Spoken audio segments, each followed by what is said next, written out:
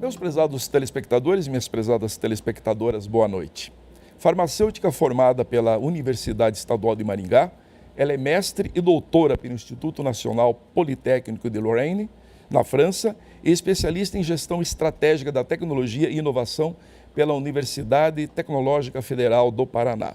Na vida acadêmica, foi professora em cursos de graduação e especializações.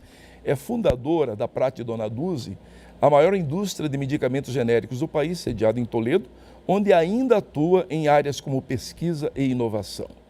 Em 2016, ao lado do esposo Luiz Dona Dulce, fundou o Parque Científico e Tecnológico Bioparque, com o objetivo de contribuir para fomentar o desenvolvimento econômico da região através da educação, da pesquisa e do estímulo aos novos negócios, um único caminho capaz de gerar empregos de melhor qualificação e mais bem remunerados. Empreender exige perseverança, boas ideias e ousadia. Hoje vou conversar com uma empreendedora exemplar, que tem uma trajetória marcada por muitos desafios e superações. Uma história inspiradora que você vai conhecer um pouco mais a partir de agora. Recebo nos estúdios da TV Tarobá a doutora Carmen Dona Dulce, que tenho a honra de entrevistar no Jogo Aberto deste sábado.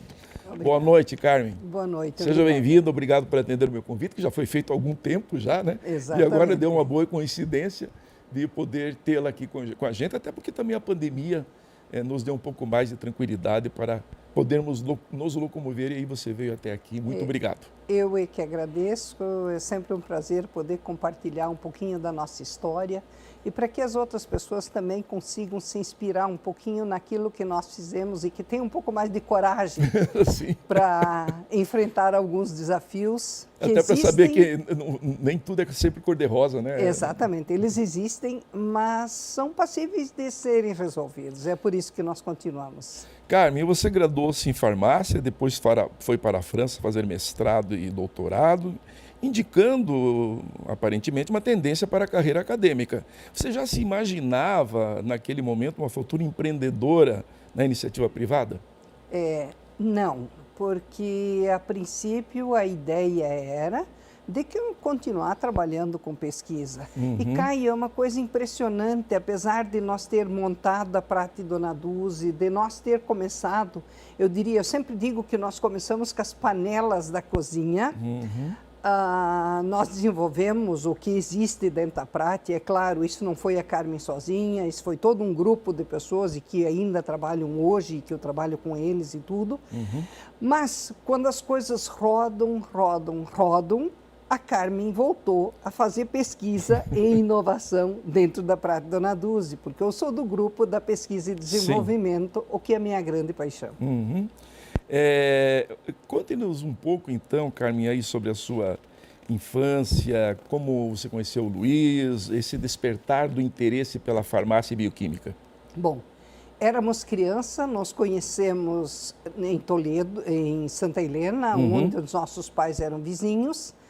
Isso no sítio, né? Propriedade rural. Sim, o meu pai tinha uma madeireira e o pai dele era ferreiro. Então, quando chovia, o pai dele ia lá na serraria do meu pai. E é claro que o Luiz ia junto.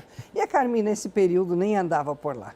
Eu sei que, com o passar do tempo, meu irmão e o Luiz foram colegas. E, de repente, eu tive a coragem de mandar uma carta para o Luiz e lá tudo começou. Né? Então, assim foi o início da nossa história. Quando nós ainda estávamos, quando o Luiz ainda estava na universidade, eu tenho a impressão que o segundo ou terceiro ano, nós fizemos, entre aspas, a loucura de casar. Ok. Você já estava também fazendo a faculdade ou ainda não? Não, eu ainda fazia o segundo grau, porque eu era de uma família que as mulheres ficavam em casa até que casassem. Sim. E aí eu tive a possibilidade de morar com um casal que eram médicos e para poder continuar fazendo segundo grau. Em Santa Helena não tinha sequer o segundo grau. E eu fui fazer o segundo grau e foi lá que eu casei. E quando eu casei, eu fiz, então, terminei o segundo grau, eu fiz cursinho, eu entrei no curso de biologia, não era aquilo que eu queria, eu precisava algo a mais e esse algo a mais era a farmácia. Então, saí do curso de biologia e tentei vestibular de novo. Eu só me lembro do nervosismo do Luiz porque eu estava fazendo vestibular e ele era professor do cursinho, ele não podia entrar no campus.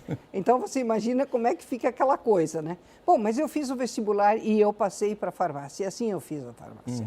Quando eu estava terminando o curso de farmácia, quando o Luiz estava terminando o curso de farmácia, ele teve a ideia de montar uma farmácia em Querência do Norte. E eu continuei ainda fazendo o meu curso de farmácia em Toledo, em Maringá.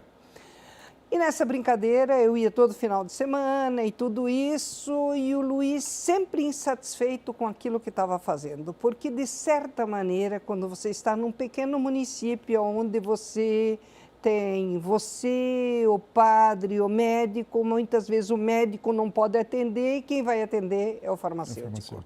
E a gente acaba indicando medicações, o que não era da nossa área, um monte de coisa. Isso era uma coisa que sempre incomodava o Luiz. E ali surgiu a ideia de voltar a estudar. E foi ali que o Luiz se inscreveu num mestrado em Campinas, e ele realmente começou o mestrado em Campinas. E ali ele conheceu um professor que estudou em Grenoble. Conversou imediatamente. Professor, como é que se faz para estudar na França? E o professor disse, é muito fácil, vai a São Paulo, tem um livro, assim, tem endereços e tudo isso. Escreve uma carta em português com aquilo que você imagina, pega teu currículo, manda traduzir todas essas coisas e manda para esses endereços que você vai pegar nesse livro. E realmente ele mandou. E ali ele foi aceito em várias escolas. E aí veio a grande questão.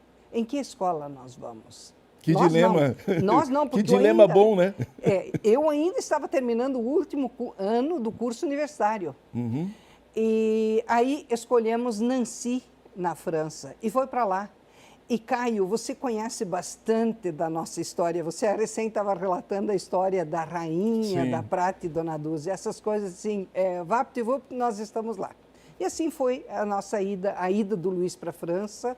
Eu terminei naquele ano o curso de farmácia e eu também fui para lá. O Luiz, então, fez o mestrado, eu terminei, eu fiz alguns meses de francês, eu também consegui entrar na escola, porque eu fui com objetivo, nem que eu tivesse que trabalhar, não tinha problema nenhum, mas o importante era que o Luiz pudesse vir formado de lá. Eu também me formei, tive que trabalhar e tudo isso, mas isso são tudo experiências que nós angariamos. Muito importante essa passagem da nossa vida. Com certeza. Se eu te contar tudo que passou para chegar até a França... Vai o programa inteiro, eu não vou explorar você. Vai o programa inteiro e tu não fez as outras perguntas. Eu sei muito também de tudo que vocês sofreram, lá, entre aspas, né? No sentido das dificuldades que vocês tiveram estudando lá, morando, né, numa kitnet, né? Não foi nada fácil, até já serve aqui como estímulo para as pessoas que acham que têm dificuldades na vida para empreender. Agora, iniciando praticamente do zero, vocês fizeram da Prata e Dona Dúzia a maior indústria de medicamentos genéricos do país.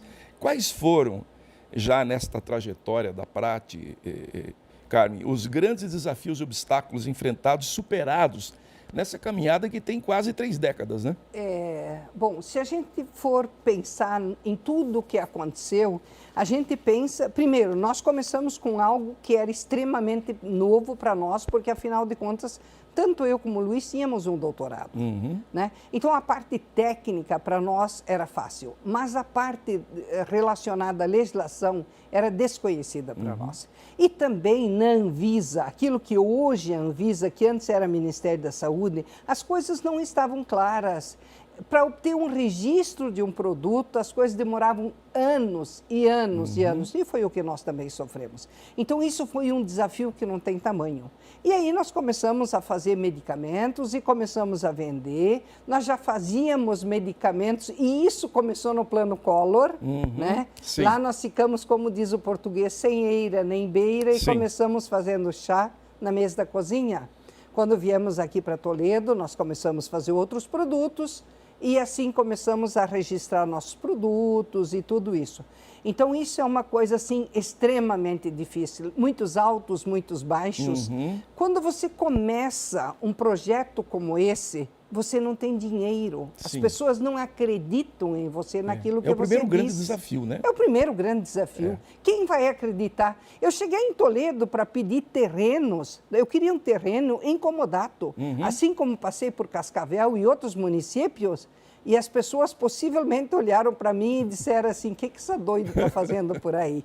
Mas Toledo acreditou na gente. E assim nós fizemos. Caio, uma das coisas que nós temos é que se chama resiliência, né? E quando que é a capacidade de cair e se levantar e se recompor. Levantar e vamos de novo. E entre os 3 sócios, sempre teve aquele assim que um dia estava muito bad, muito para baixo, e outro dizia, calma, calma, nós já tivemos coisas bem piores, essa também nós vamos superar, e sempre superamos. E foi assim que nós, e quando as coisas estavam difíceis, nós trabalhamos muito mais, nós nunca medimos esforços. Porque vocês acreditavam no que estavam fazendo, né? Eu diria uma coisa mais ainda do que acreditar, nós somos fanáticos por aquilo que nós fazemos. Sendo paixão pelo negócio.